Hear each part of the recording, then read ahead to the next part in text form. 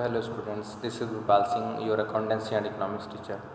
So beta, in this video today we are going to discuss about cash book, one numerical of cash book, which includes double column. So आपको हिंदी में बता दूं, आज हम लोग बात करने जा रहे हैं cash book, double column cash book के बारे में। ठीक है, तो एक न्यूमेरिकल की हेल्प से आपको मैं समझाऊंगा डबल कैश बुक क्या होती है। सो आप लोग साथ में बने रहिएगा। अगर आप लोगों के पास NCERT बुक है तो open NCERT book. I am explaining question number 5 from NCERT book. और if you are having PDF, so PDF open कर लीजिए। अगर दोनों चीज़ें नहीं हैं तो आप अपनी कॉपी ले लीजिए और साथ में बने रहिए वीडियो को पे। मैं हर एक चीज़ आपको शो करता रहूँगा स्क्रीन पे और समझाता रहूँगा। ठीक है, चलिए चलते हैं आगे, देखते हैं क्या है। Question is prepare double column cash book with the help of the information of December 2005 कि 2001 दिसंबर में फर्स्ट को स्टार्ट बिजनेस हुआ था किससे, कैश से 1,20,000। ठीक है, कितने से स्टार्ट हुआ था, 1,20,000 से। ठीक है, उसके बाद कैश पेड इनटू बैंक है, फिर परचेस फ्रॉम सुमिता है, फिर पेड टू सुष्मिता है, फिर cash for paid to cash to Sushmita, then after that cheque receive on discount. Okay, फिर sold goods to Ram, cart is paid in cash, receive cash from Rani, commission received, due cash for personal use. ठीक है, तो ये सारी transaction है। अब double column cash book का means क्या होता है बेटा, it means whenever there is effect of two entries. ठीक है, कैश पे भी इफेक्ट पड़ेगा जैसे बैंक पे भी।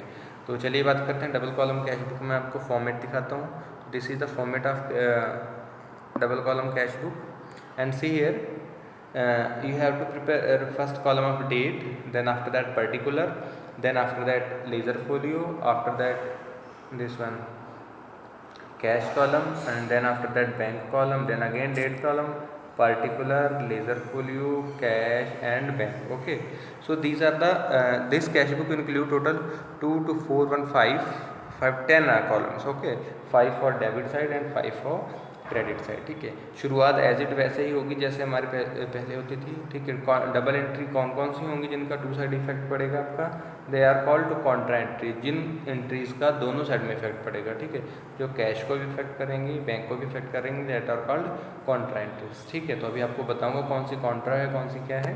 सो देखते हैं फर्स्ट ट्रांजैक्शन हमारी क्या कह रही है, स्टार्टेड बिजनेस विद कैश। मैंने आपको कल भी बताया था कि आपको कैश बुक इस तरह से बनानी है, whenever you are receiving cash, आपको कैश मिल रही है, that will record in the debit side. अगर कैश जा रही है तो आपकी क्रेडिट साइड रिकॉर्ड होगी। ठीक है, सो देखते हैं फर्स्ट ट्रांजैक्शन आपकी स्टार्टेड बिजनेस विद कैश था, तो बिजनेस में कैश आ रही थी, मैंने लिख दिया टू कैपिटल अकाउंट 1,20,000, 31 दिसंबर को थी एंट्री, ये लिख दी। ठीक है, उसके बाद में जो है 3 दिसंबर में कह रहा है, देखते हैं क्या एंट्री कह रहा है, पेड इनटू बैंक। अब जरा सोचो, पेड इनटू बैंक हुई एंट्री।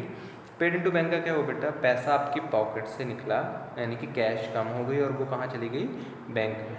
तो इसका दो जगह इफेक्ट पड़ा ना, आपका बैंक जो है वो बढ़ गया, आपकी कैश क्या हो गई, कम हो गई। तो इस ऐसी entry, these such entries are called contra entry. So here you have to credit the cash column and debit the bank column. अब जब कैश कॉलम को आप क्रेडिट करोगे तो कौन क्रेडिट करेगा उसको, तो आप लोग उसको क्रेडिट करेंगे बाई बैंक के नाम से। भी बैंक में पैसा जा रहा है ना, तो ये देखिए दिसंबर 3 में ही मैंने एंट्री लिखी है बाई बैंक करके 50,000 आप बाई बैंक लिखिएगा। ठीक है, ऐसे ये नहीं लिखिएगा कि खाली बैंक लिख दिया। ठीक है, ये लिख दिया। उसके बाद में अब आपकी पॉकेट से पैसा निकल गया, पॉकेट से पैसा निकल गया। ठीक है, उसके बाद में वो पैसा कहाँ जाएगा बेटा, बैंक में जाएगा। तो इसलिए 3 दिसंबर को ये देखो मैंने टू कैश करके बैंक के कॉलम में 50,000 डाल दिए। ठीक है, इतना समझ में आ गया। फिर से समझा देता हूँ, आपके पास से कैश गया, आपने कैश के कॉलम को क्रेडिट कर दिया। ठीक है, बैंक में पैसा आ गया, बैंक का कॉलम डेबिट हो गया। ठीक है, बैंक में क्या आया, कैश, इसलिए टू कैश लिख दिया। ठीक है, तो ये एंट्री होगी। आगे बढ़ते हैं, next entry is purchase goods from Sushmita.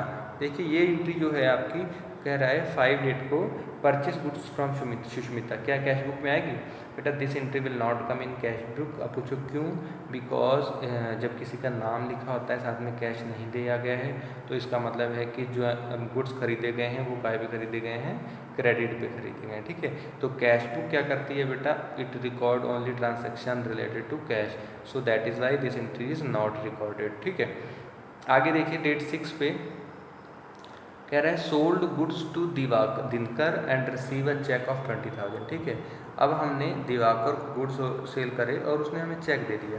ठीक है, अब देखिए चेक दे दिया, चेक बैंक में तो गया नहीं ना, अभी चेक बैंक में गया नहीं, अभी तो हमारे हाथ में चेक है। तो आप क्या करेंगे, तुरंत ही इस एंट्री को, या तो एक ऑप्शन ये है कि आप इसको इग्नोर कर दीजिए 6 तारीख की एंट्री को, जब बैंक में पैसा जमा होगा अब तभी रिकॉर्ड करेंगे। ठीक है, तो इसको छोड़ दीजिए ऐसे, अभी ना कैश पे इफेक्ट पड़ा ना बैंक पे इफेक्ट का पड़ा। ठीक है, तो हम 2 बार एंट्री ना करके, अब सोचो यार तुम्हें चेक किसी ने दिया, आपका कैश बढ़ा नहीं बढ़ा, बैंक बढ़ा नहीं बढ़ा, सो इसी एंट्री को भी हम लोग छोड़ देंगे। ठीक है, अगला कह रहा है sold goods cheque receive on December 10 date की एंट्री देखिए, पेड कैश टू सुष्मिता। तो अब देखो सुष्मिता को कैश पे कर रहे हैं ना, यही एंट्री तो कह रही है पेड कैश टू सुष्मिता। ये देखिए यही एंट्री है, पेड कैश टू सुष्मिता 20,000। तो सेम 10 तारीख में बाई सुष्मिता में लिखूंगा और क्या कर देंगे, आपका 20,000 रुपये कैश के कॉलम में डाल देंगे। ठीक है, क्योंकि कैश पे करी गई है सुष्मिता को। ठीक है, आगे बढ़ते हैं, कह रहा है फिर से सोल्ड गुड्स टू रानी, इसमें भी नाम लिखा गया है, नहीं आएगी ये एंट्री।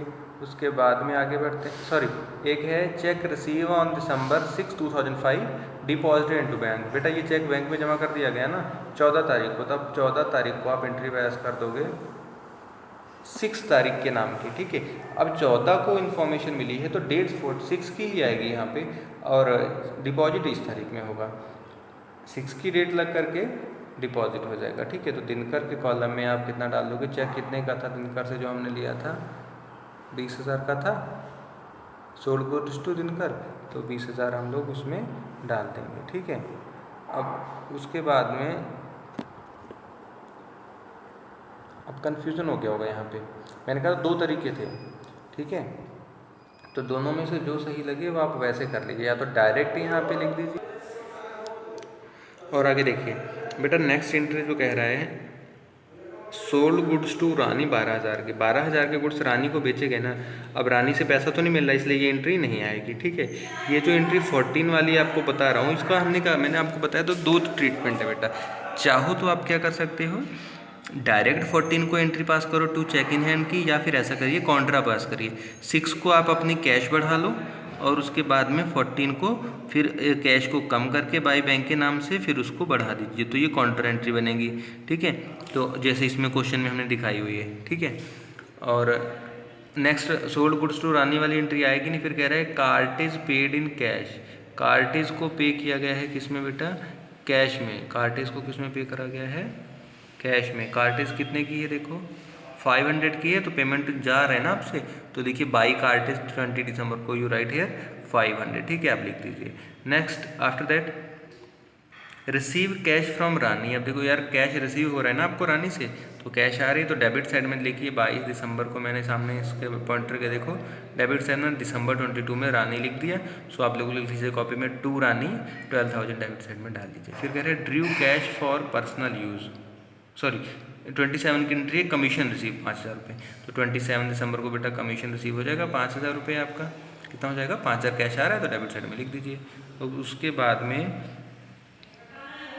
जो है लास्ट एंट्री कह रही है ड्रू फॉर पर्सनल यूज़, तो Drew for personal use drawing हो गई, तो 30 दिसंबर को आप लिख देंगे बाय ड्राइंग, और 2,000 रुपये आपका क्रेडिट साइड में ये आ जाएगा यहाँ पे। ठीक है बेटा, कितना आ जाएगा 2,000 रुपये आपका आ जाएगा। ओके, सो इतना समझ में आ गया आपको। अब हम टोटल करेंगे दोनों साइड का। देखिए कैश का टोटल आ रहा है डेबिट साइड का 1,57,000, कितना आ रहा है 1,57,000।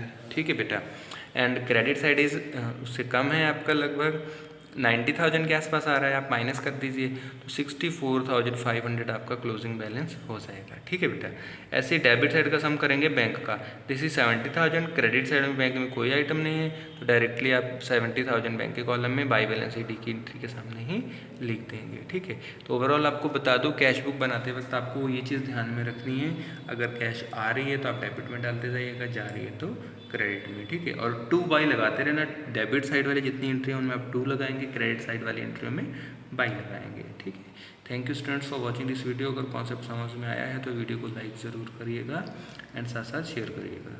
Thank you.